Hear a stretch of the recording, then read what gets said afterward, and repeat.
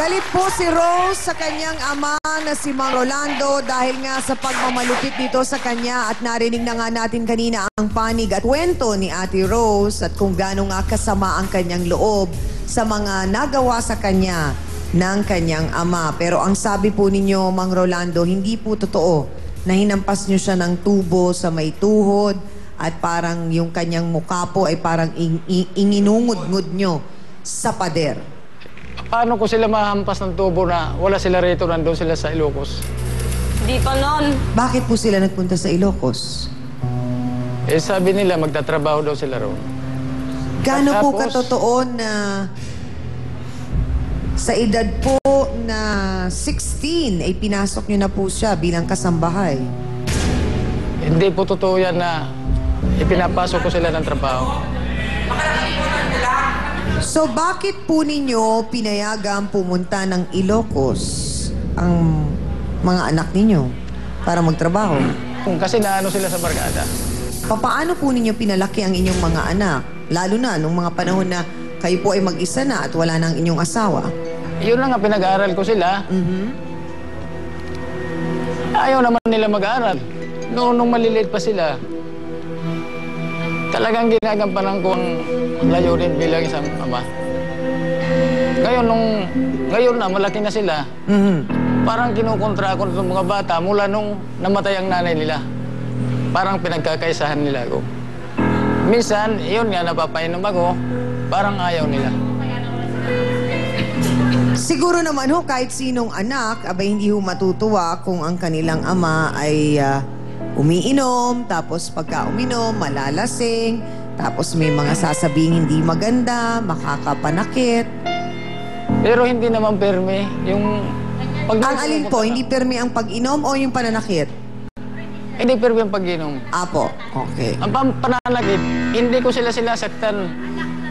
So ang sinasabi po ninyo, nagsisinungaling si Rose? Nagsisinungaling sila. Si Michelle, si Rowena, yung panganay, pumuntang Ilocos, pagdating, may anak na. Kaya hindi ko sila maintindihan kung bakit dahil ganyan. nga sa'yo, kaya nagagawa ng mga kapatid ko yan, Tay. Hindi mo naiintindihan kasi. Ito kasi dapat napakatigas sa ulo, ito ang sumasagot sa akin. Lagi siyang kumukontra sa akin. Ano pong sinasagot sa inyo? Pag inuutosan ko sila ng, halimbawa, magbili ka ng tubig, magbili ng ano, laging lumalabas, labas-pasok ng bahay, tapos hindi na nadating. Pagka kayo naman po ba'y nag-uutos, maayos naman po ba, Mang Rolando? Eh, wala naman pong magulang hindi maayos talaga mag-utos. Parang hindi sumasang-ayon ng mga kasawsawa natin dyan sa Bulahans. Pero bang gusto magbigay ng kanilang katanungan kay Mang Rolando? Sige, Chang, itatanong ko. Ano yun, ate? Mang Rolando, ito lang po itatanong ko sa inyo.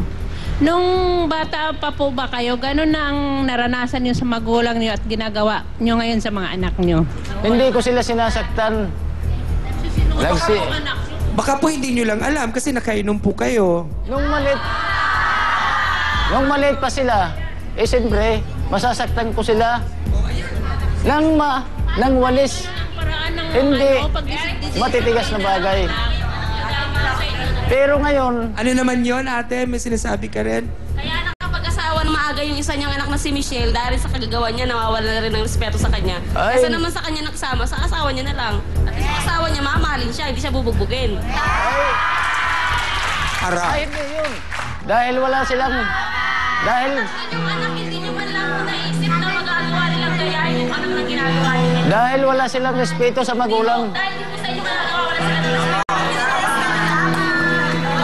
Attorney Acosta, ito pong sinasabi ni Rose na ginawa sa kanya ng kanyang ama na hinampas siya ng tubo na siya namang tumama sa kanyang tuhod ay sabi naman po ni Mang Rolando ay hindi daw po ito totoo. Hindi ko po at magagawa. ito'y kasinungalingan at hindi niya ito magagawa.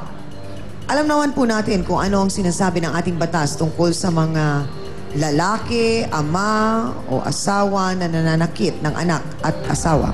ilagay muna natin dun sa perspektibong tama itong anak ni Mang Rolando na sinaktan niya nung panahong siya ay minor de edad. At yun ay halimbawa mga 1992 nangyari, ay baka masaklaw sa batas na child abuse or cruelty over minor children.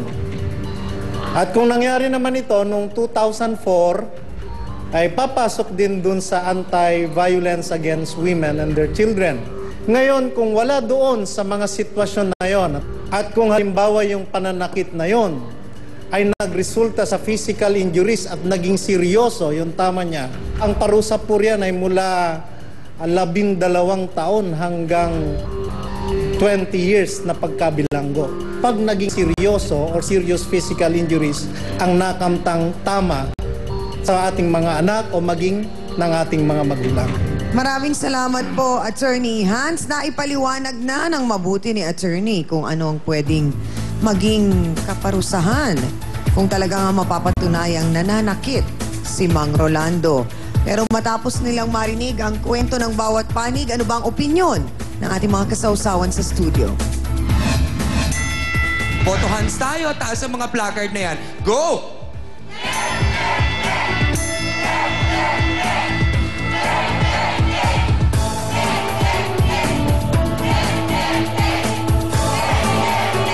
Nakutsang malinaw na sa oras na ito, ang simpatya ng ating mga sawsawero at sawsawera ay para kay Joanne. Kasi nga naman parang nare-realize nilang mahirap na lumaki sa isang tahanan na medyo mabigat ang kamay. Lalong-lalo na ng iyong ama na siyang dapat kakampi mo nga.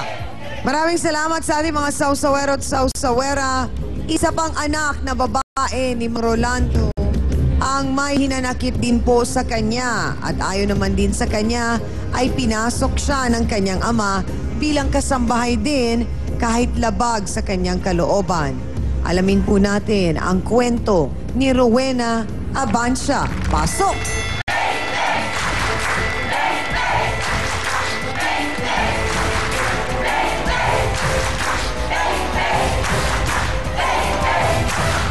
Ate Rowena, ikaw ba ang panganay sa magkakapatid? Ako po yung panganay. Gaano katotoo na merong isang insidente na hinabol ka ng itak ng iyong tatay? Natulog po ako sa sa kamag-anak niya. Tapos, nung hindi ako nagpaalam sa kanya, nung umaga, umuwi ako. Nagalit siya. Sinuntok niya ako dito. Tapos binatukan niya ako ng sandok. Nagugas ako ng plato. Tapos kumuha siya ng itak. Tapos tumalon ako sa may bintana. Pero narinig mo kanina, sinasabi niya na hindi niya kayang saktan kayo. Nagsisinungaling lang yan si tatay. Sabihin niyo na kasi. Sabi kayo ng totoo dito. Ang mga naipong galit po sa dibdib ni Rowena laban sa kanilang amang si Mang Rolando, ibubuhos po niya lahat ng iyon sa pagbabalik ng nag-iisang talakserye sa telebisyon, ang Face to Face.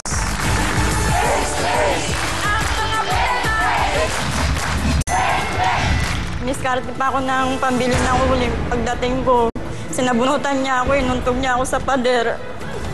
Tapos naabutan siya ni Mama. Sabi ni Mama, patayin mo na lang yan, kaysa gaganyan nyo yan. Bakit nanginginig ang mga kamay mo, Rowena?